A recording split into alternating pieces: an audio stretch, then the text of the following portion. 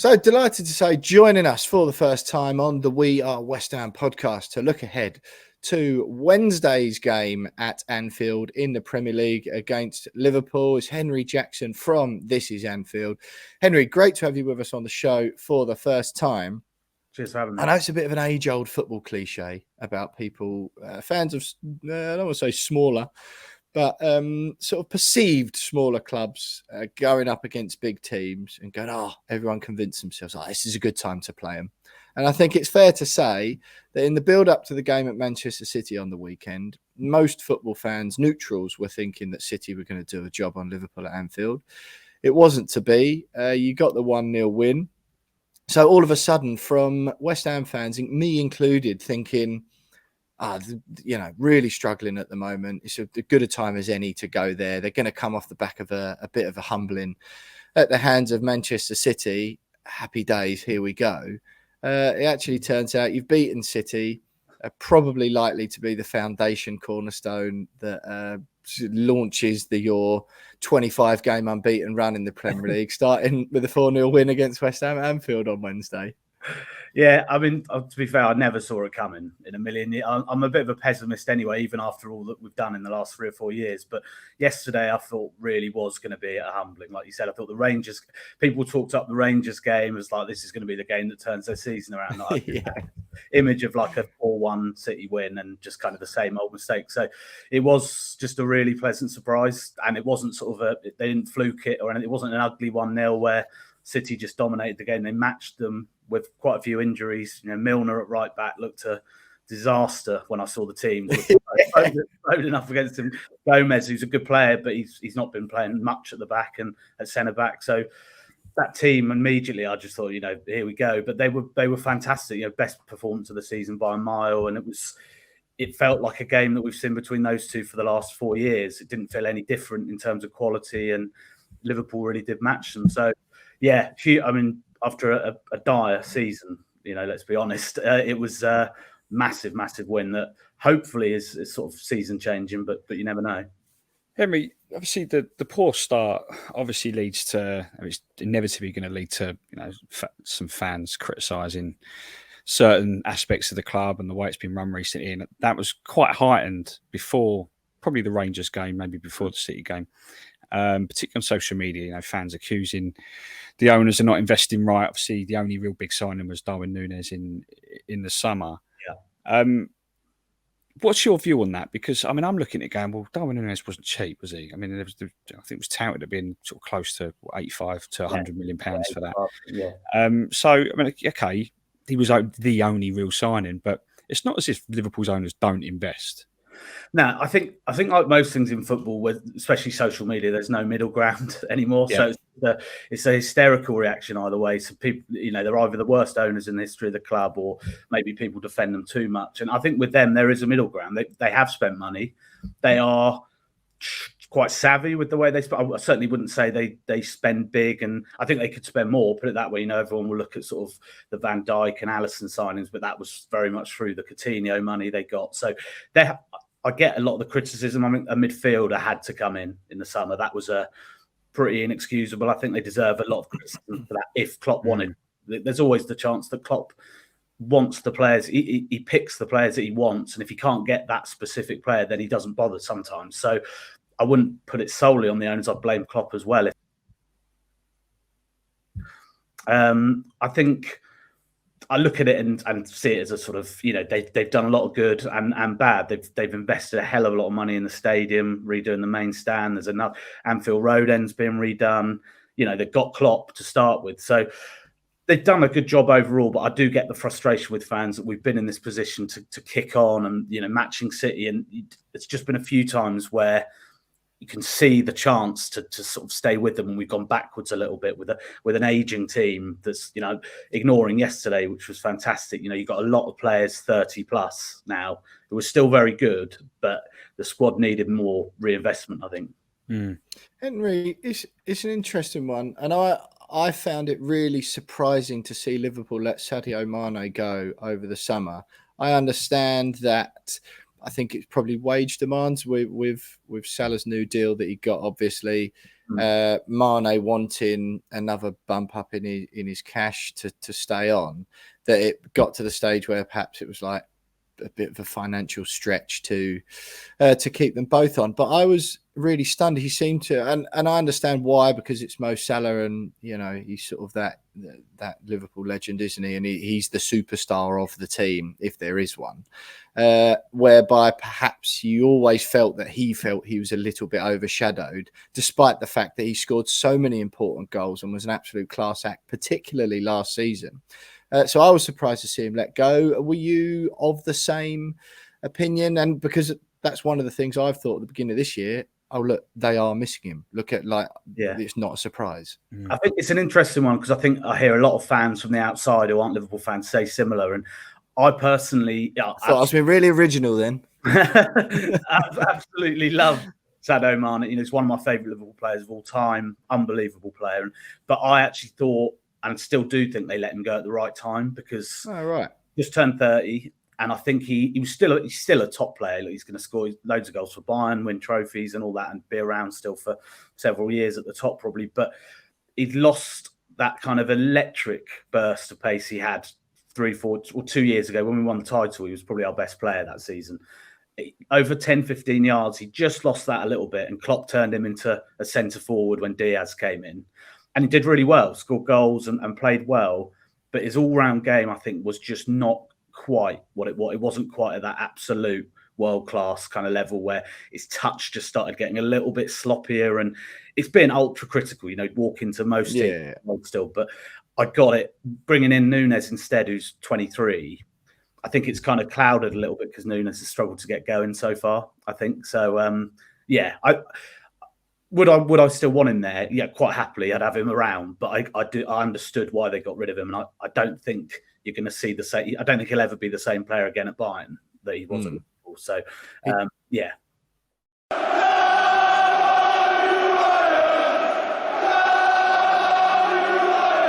Support for the We Are West Ham podcast is brought to you by Manscaped, who are the men's below-the-waist champions of the world.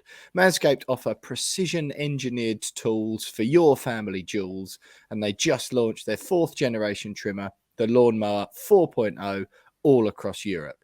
And to add to that, we've got our hands on the quality Weed Whacker nose and ear trimmer, so we're well on our way towards looking as well-groomed as West Ham do under David Moyes. Clean, tidy, and looking absolutely fantastic on weekends. Jonesy, we got our hands on the performance package from Manscaped, which has got loads of absolutely quality bits of kit in it.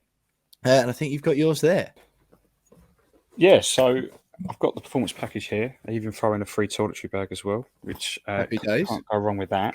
So first up, we've got the Lawnmower 4.0, a lovely bit of kit. Where's the camera? There it is. Turn it on. You've got a little light for your dark spots, just in case you can't see certain bits. Very, very helpful. Easy, is it?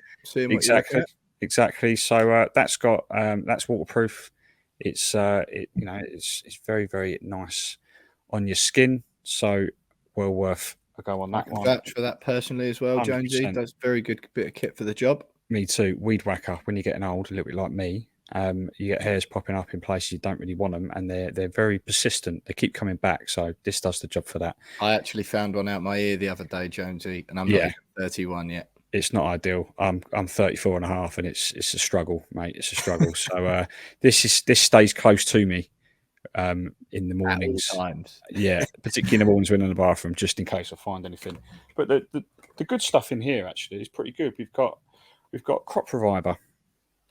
Okay. That is refreshing ball toner. Just keeps things nice and soft after you've done all your grooming, and then you've got ball deodorant. Keeps things smelling lovely, just in case you need it to smell lovely. So yeah, really, really good. Which always helps, doesn't it? I mean, yeah, you want it to smell nice, don't you? So exactly that. All really, really good. Pocket inside the bag as well. You even get some mats to keep things clean and tidy when you're doing your grooming. So all in all, the performance package gets a massive thumbs up. It's a superb bit of kit and well worth it. Happy days. Well, we've all been there, Jonesy, haven't we? We're 6 weeks out from Christmas at the moment, and we've all spent time wondering what to get for our dads, uncles, brothers, granddads, cousins, when you just have not got a clue what to buy the blokes in your life. So we would definitely recommend, lads, joining the 2 million men worldwide who trust Manscaped, who we've teamed up with to bring you 20% off and free worldwide shipping with the promo code MASSIVE at manscaped.com. That's massive as in West Ham are massive at manscaped.com for 20% off and free worldwide shipping. You wouldn't stick a goalkeeper up front if you were a manager, so why choose anything other than the right tools for the job when it comes to your grooming regime? Trust us, you won't regret it.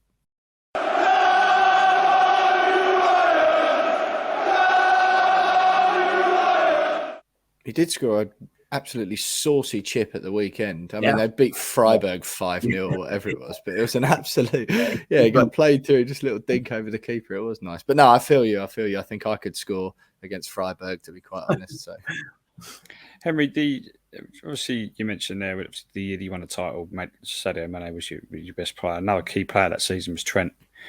I mean, I'm still maintaining, I know this isn't being original, but he's just not a defender. He's also not. He's not an attacker. He's like, you just don't really know what he is. Yeah. He came on for like the last minute against Man City. He was left out. Milner played it instead of him. Was that because of an injury? Because I was quite surprised because although like there are question marks over his actual defensive ability, he's still a good player. And you'd rather just have him on the pitch purely for set pieces and free kicks because he loves them. But is there suddenly question marks from Klopp's point of view that perhaps he's letting the team down in certain areas? Maybe is he a scapegoat for some poor form earlier on in the season? Well, I think so. Firstly, he'd had a bit of a knock, so he'd missed the game. He'd missed Rangers, so I think that's why he didn't start. His Klopp probably just didn't think he was ready, because if he's starting Milner ahead of him out of choice, then there is problems. That was I questioned it. I was like, really? So I think the Trent thing's really interesting because it's the social media thing again about people getting over the top, and I think he's an unbelievable player, and there's always going to be bias involved. And you get this constant talk about the right back debate for England and everything. And I personally always say, like, as long as he's in form, I think it's mad that you can't find a space for him and Phil Foden in that England team. For me, are the two standout players of their generation, English players, in terms of just natural ability. There's nothing against Reece James. I think he's brilliant. Kyle Walker, Trippier, all these. But I think this season he's just been poor, simple as that.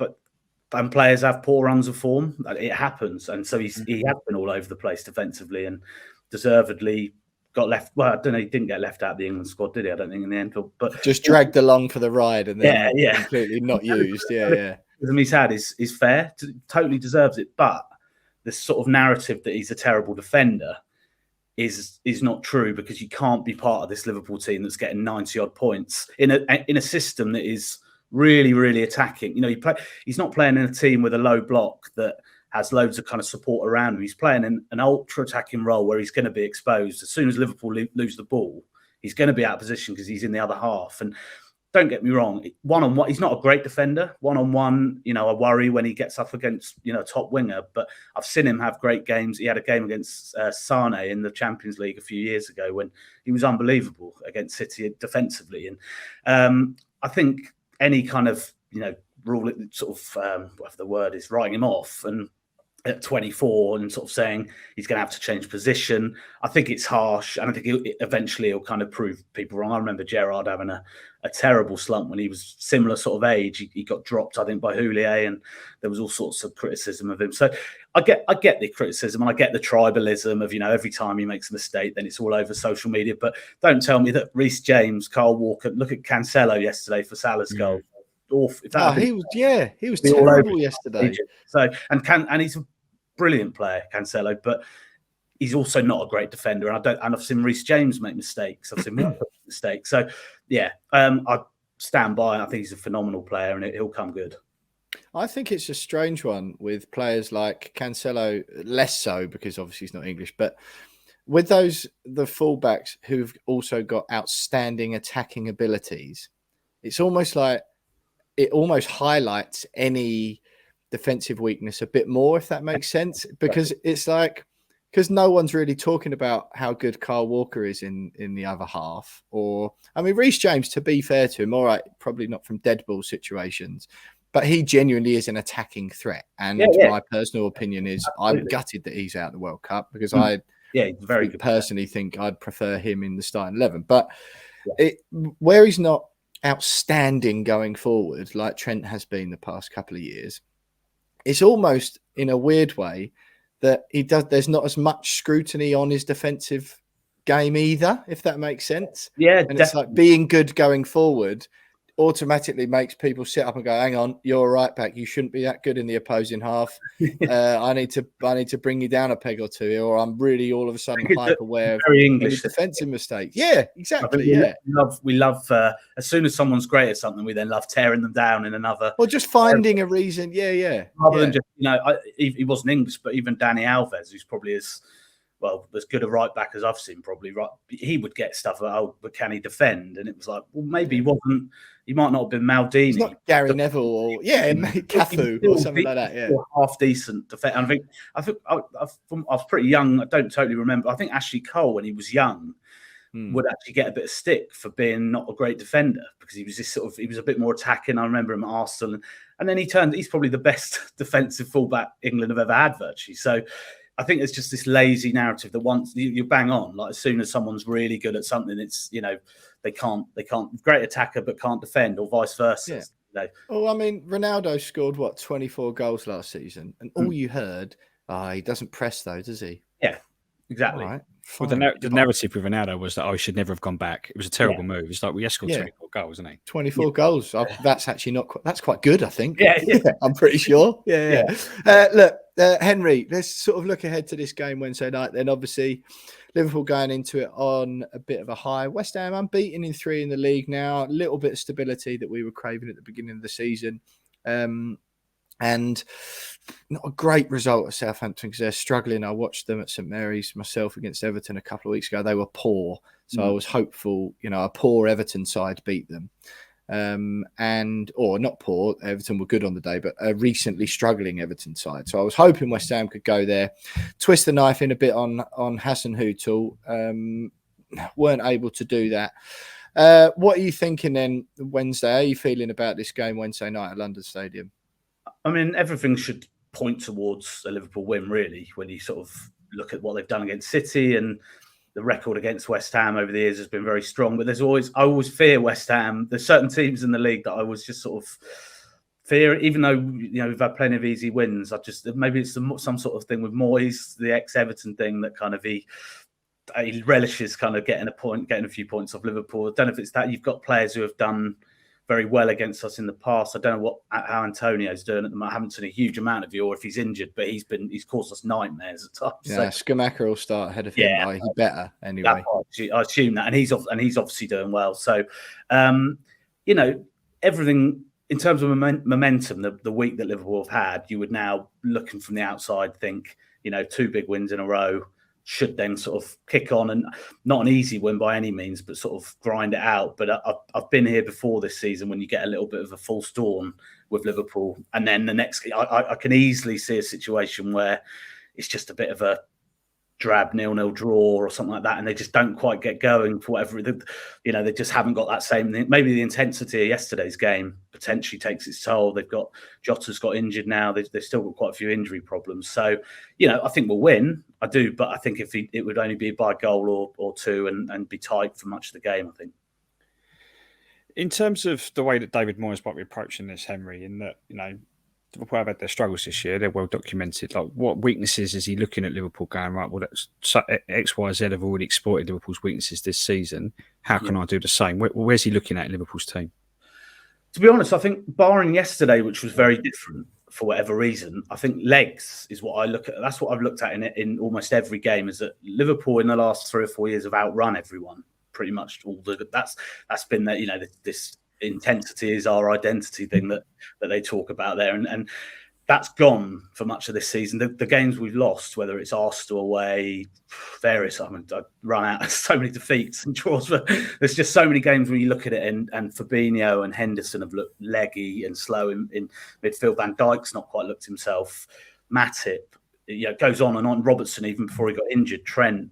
There's a long list. Salah was poor. So I would say if you've got it's the energy. I think if you think you can outrun us and press us, that's the way I would look at it. Is sort of that our inability to sort of not score first, barring yesterday, has also been horrendous. I think it was 10 out of 12 before yesterday. We conceded first, and then having an uphill battle from then. So I think if West Ham were to score early, you're the type of team very well drilled.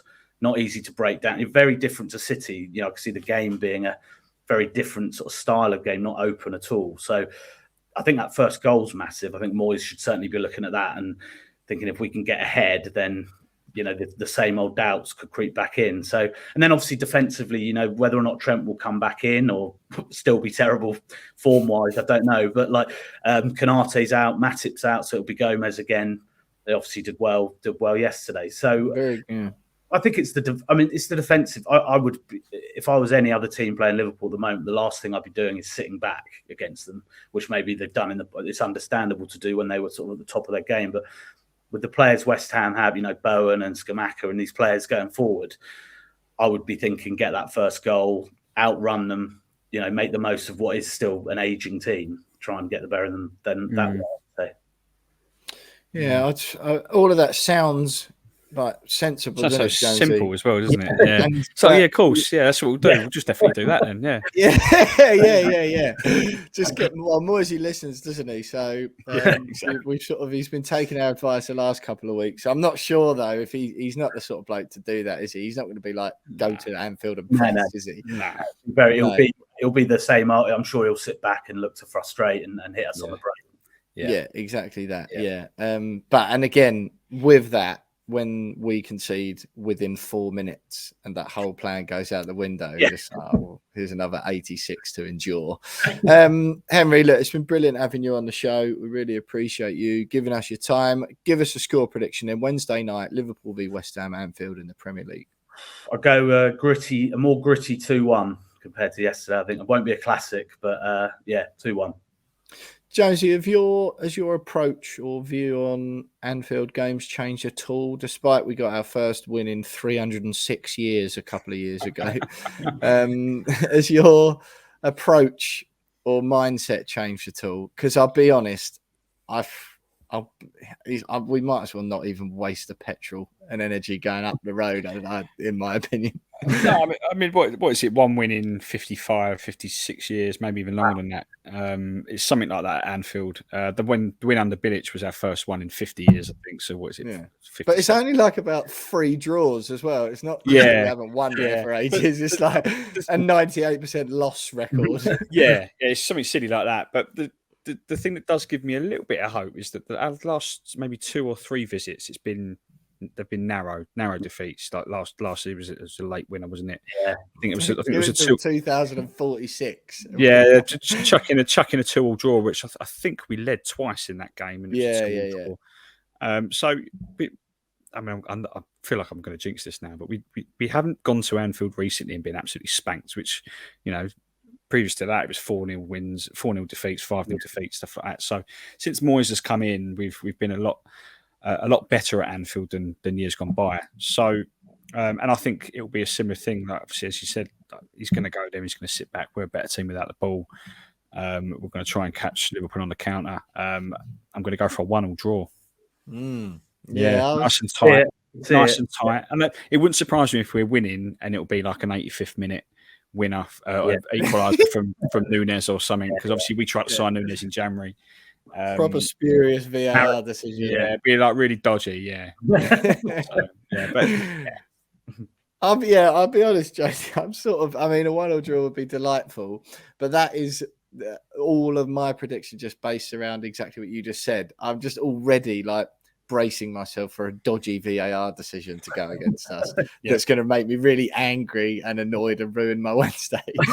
I do feel you, but I'll go with 1-1 draw as well, just on the sort of faint semblance of positivity, even though, quite frankly, I would actually be happy just to save the energy, give Liverpool the 3 points and a 1-0 defeat and walk away right now. But look, Henry from This Is Anfield, they're absolutely brilliant having you on the show. Thanks so much for joining us.